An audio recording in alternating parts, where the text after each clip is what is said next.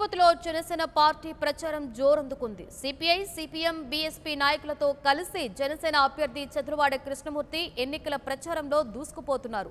స్థానిక municipal పార్కులోని walkers కి జనసేన సిద్ధాంతాలను, మేనిఫెస్టోలోని అంశాలను వివరిస్తూ ప్రజలను ఆకట్టుకుంటున్నారు. తిరుపతిలో జనసేన పార్టీ ప్రభంజనం సృష్టించడం ఖాయమని చంద్రవాడ కృష్ణమూర్తి ధీమా వ్యక్తం చేశారు.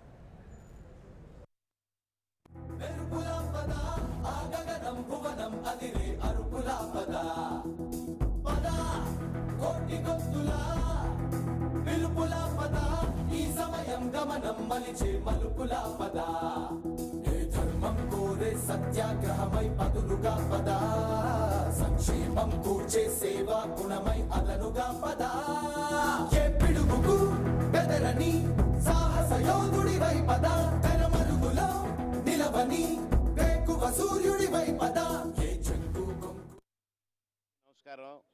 జరగనున్న ఎన్నికల్లో ప్రజాస్వామ్యాన్ని కాపాడేదానికి, సంక్షేమ ఫలాలు అందరికి అందేదానికి కొంతమంది ఈ రాష్ట్రాన్ని దీర్ఘకాలంలో పనిచేశారు. వాళ్ళు విపరీతంగా బలపడ్డారు. రాజకీయం వాళ్ళకంతా కూడా ఒక వృత్తి అయిపోయింది. ఈరోజు ఈ 70 సంవత్సరాల్లో స్వతంత్రం వచ్చిన తర్వాత కొందరిదే కాదు, ఇది అందరిది. ఓటు హక్కు ప్రతి ఒక్కరికి ఉంది, ఇది అందరిది.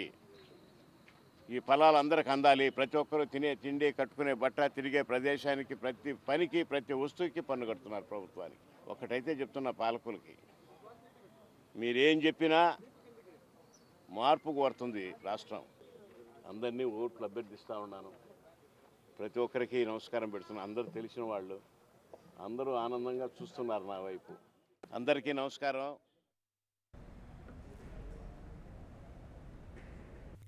For more updates, please subscribe 99 TV Telugu.